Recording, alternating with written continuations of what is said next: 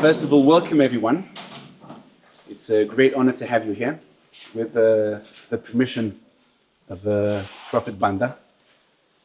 Today, we are going to speak about something which applies to most of our lives, something which is, in my eyes, one of the most crucial aspects as human beings. One of our biggest problems that we have, and I can see this in different congregations around the world, is the problem of vanity, the sin of pride. We're taught to believe in our own strength, in our own power. It's my strength and my might and my power. I'm going to give an example. Okay, you remember there was a president in America, Barack Obama. Okay, his slogan when he went to be elected was, "Yes, we can." And the honest truth is that as human beings, our slogan should be, "No, we can't." And I know it's a devastating thing for us to hear.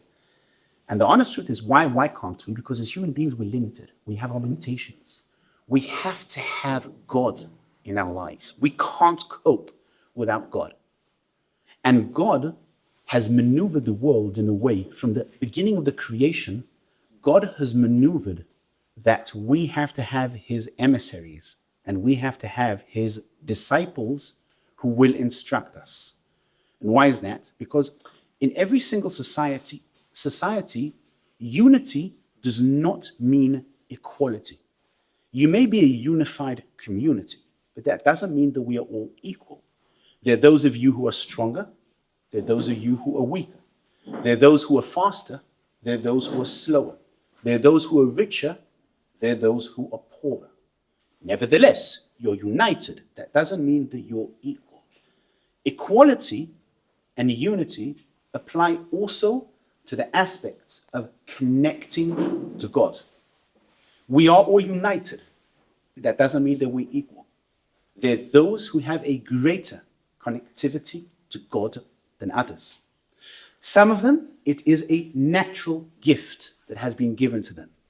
In some places, it is something that is hereditary in special families that have a unique connectivity to God.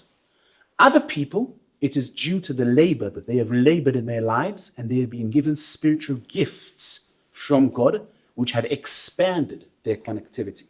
One of my mentors and rabbis once explained it. Each and every single one of us as human beings, we have a pipeline connecting us to God.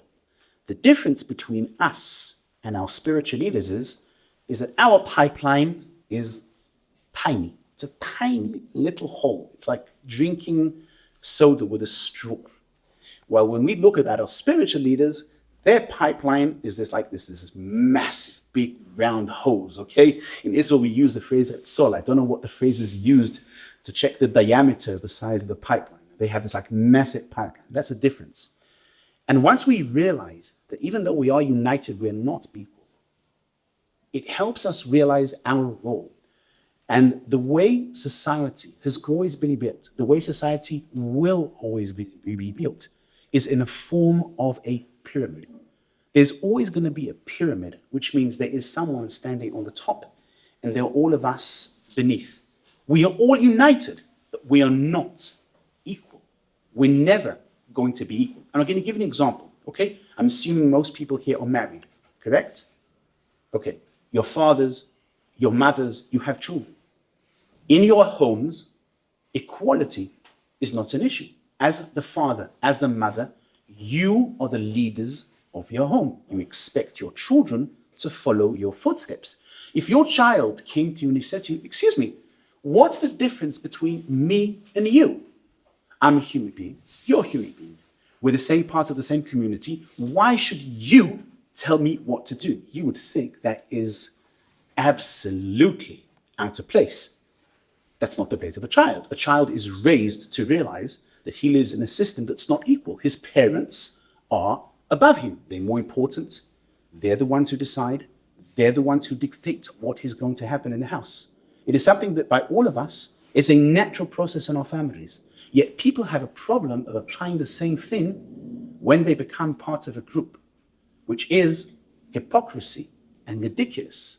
Why do you expect to have a higher position in your home compared to your children, yet you're not willing to subdue yourself in a larger group of a community.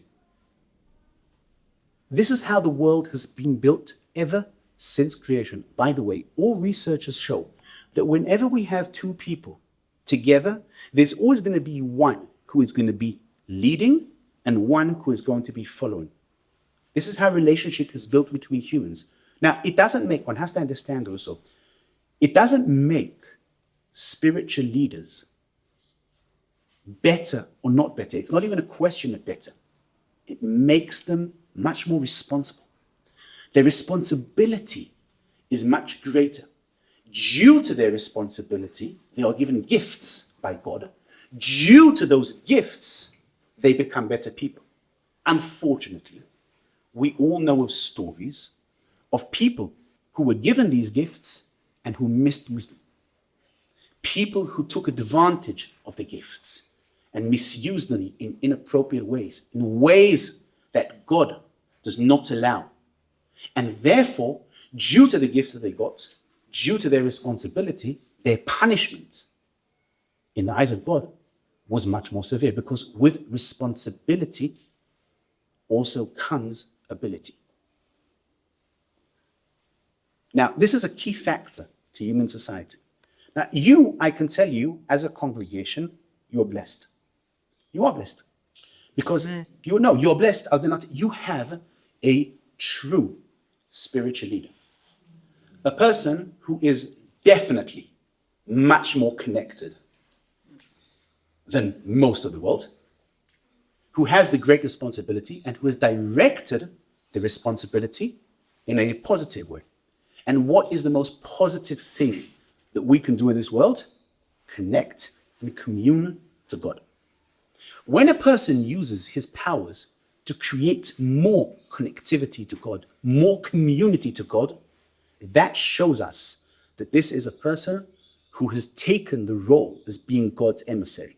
When a person uses his powers for his own benefit, distancing people from God, and unfortunately, we all know of stories that have happened with people who have taken advantage of the gifts that they got and gone astray off the way. That is extremely dangerous. You're lucky. You're lucky. And I'm going to say, not all communities are lucky. And you are lucky. I've known Prophet Banda, I think, for 17 years. Am I right, Prophet? I think 17 years. Ever since I came here for 17 years, I've known the prophets. And I can see the community's growth through the power of the prophets. But here I'd like to speak today about something that's going to help us as human beings, something that's going to help us very much to attain our position inside a community. One of the biggest problems that we as humans have is that we have a negative aspiration for leadership. It comes from pride and it comes from vanity, but as human beings, we aspire to lead others. Why do we aspire to lead others? 99% of the times, it comes from wrong reasons. It's because we want power. It's because we're looking for money. It's because we're looking for control. And since people are looking for those things, and you hear these stories all the time, you open the news, it's on a daily basis, how people, for their lust, for money, for power, for control, are willing to do extreme things, things that are forbidden in the eyes of God. And all of this because they want to attain leadership, power, control, or money in a wrong way. And I'll give an example. A research was done in one of the universities in America.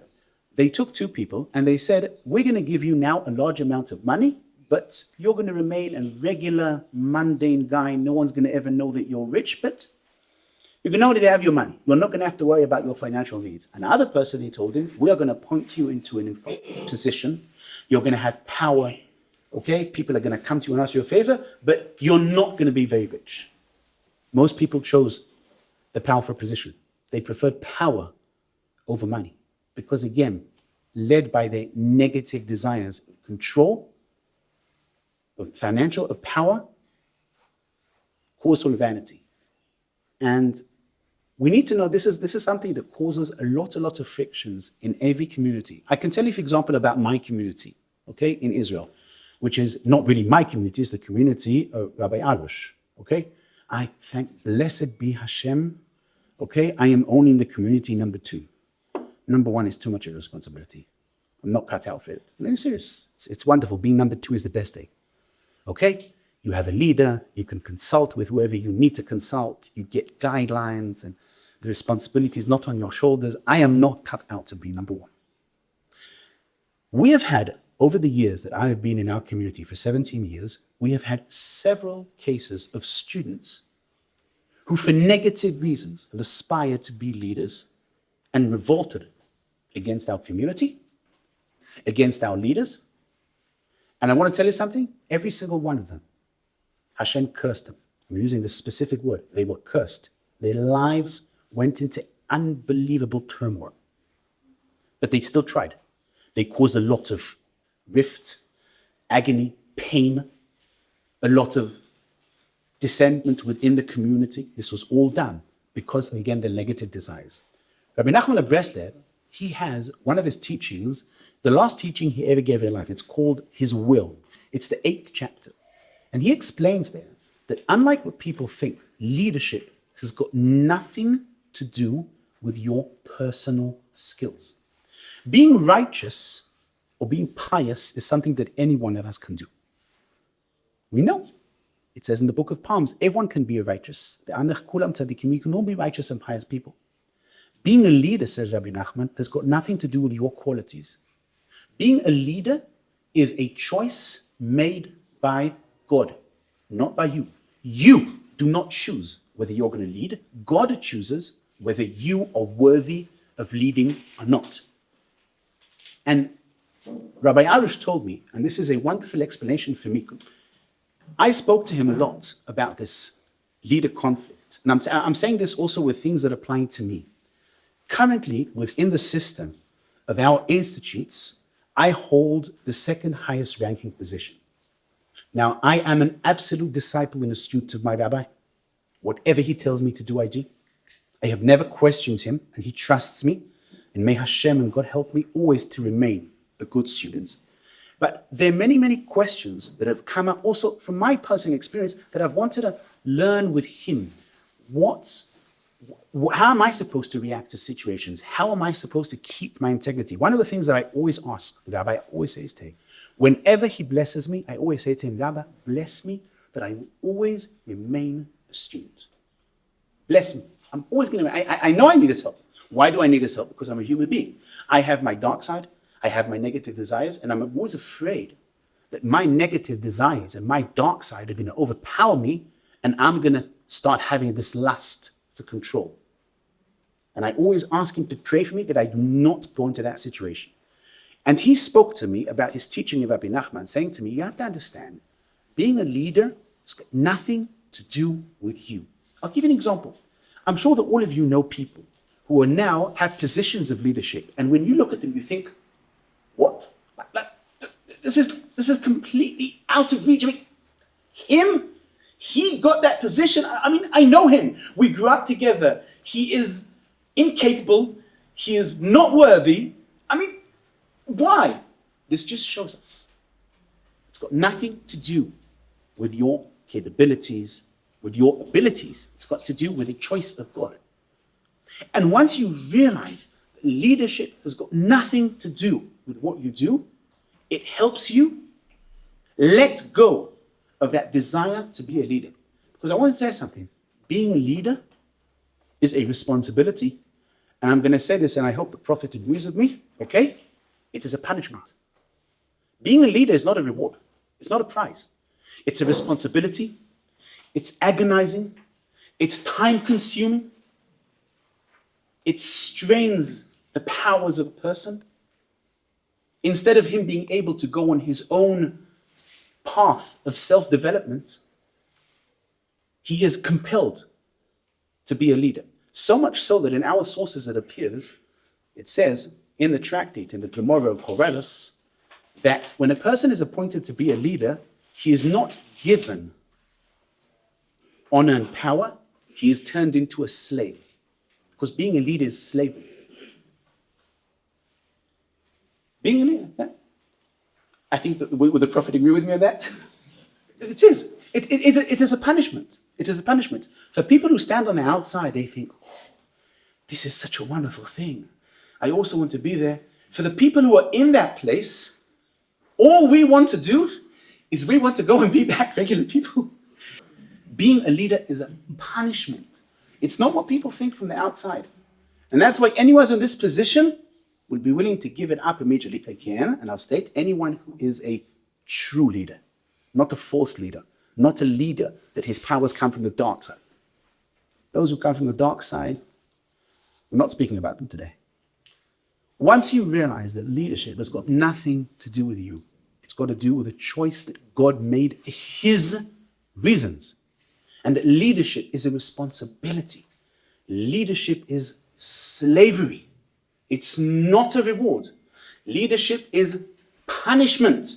We see in the scriptures, Moses is constantly saying to God, did I give birth to this nation? Why am I supposed to carry them on my shoulders? Why am I to blame? Why am I being punished? And God is not willing to let him let go of his position. It is a punishment. It is a punishment. Once we realize that, our aspirations for leadership diminish.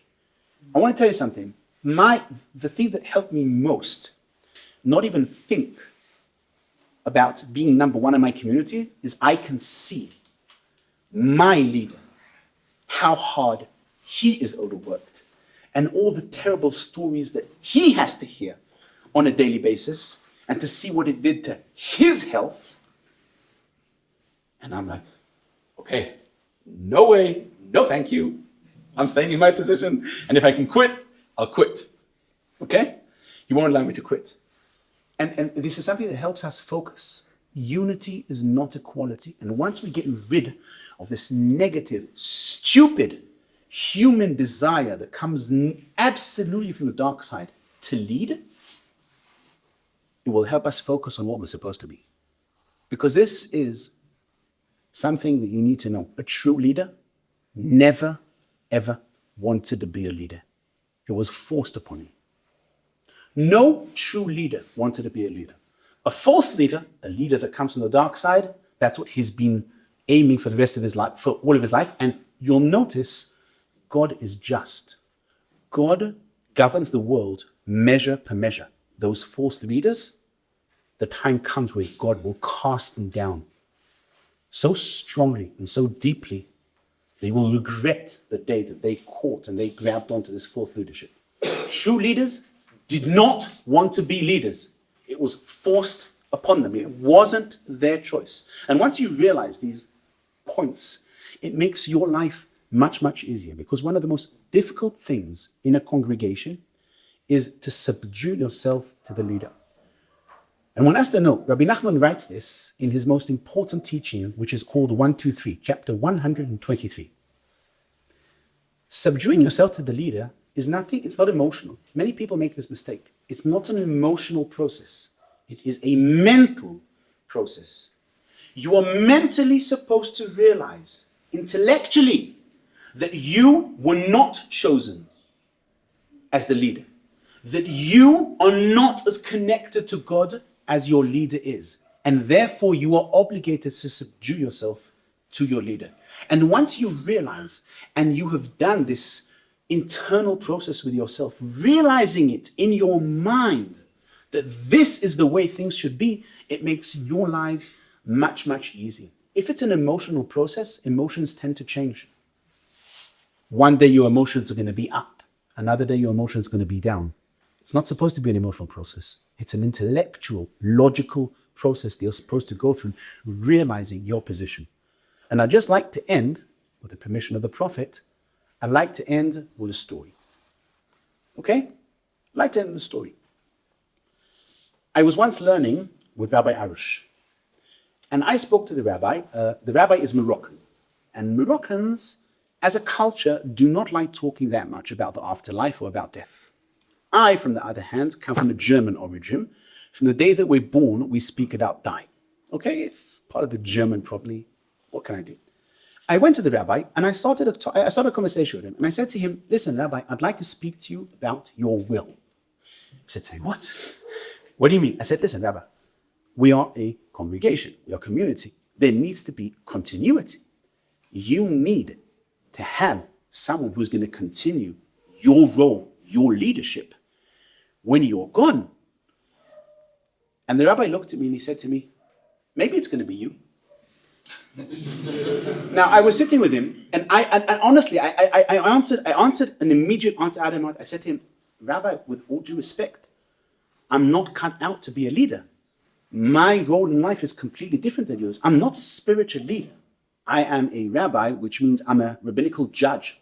I'm the one who answers the questions of what you are allowed or not allowed to do. I'm not a spiritual guider. That's not what I do.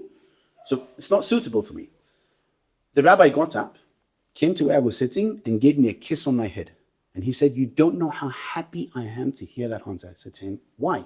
He said, I was afraid that you were going to think that you are worthy and that you are the appropriate person to take my position after I'm gone. That's not your role in life. And I knew that if you would do that, you would tear up and ruin what I built. And now that I realize that you're not even in that direction, it makes me much happier that you're my students. And our relationship ever since then only grew. Now, honestly, I was very lucky. God helped me, because that was, I answered it immediately. I didn't even have to think. That was, I'm not, as I told you, I'm not cut out to be number one.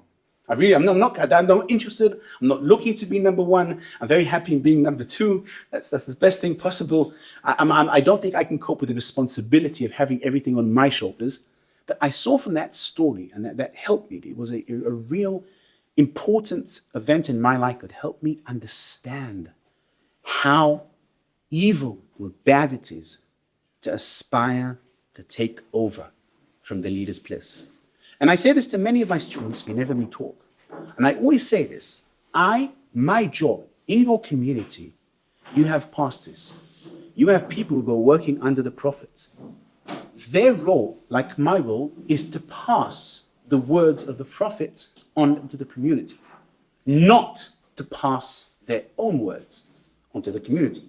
My role in our institute is to be the mouth of Rabbi Arush, not to be the mouth of me. And that story helped me very much focus on who I am, what my position is, and who my rabbi is. And I'd like to bless you all, that may you also always be focused, knowing your position in the community, knowing the correct relationship between you and the prophet, and realizing that leadership is something that's chosen by God. It has got nothing to do with you. Aspiring to lead normally comes from the dark side, and leadership is a great toll, a great responsibility, and even punishment. Thank you very, very much for this occasion and opportunity to speak before you.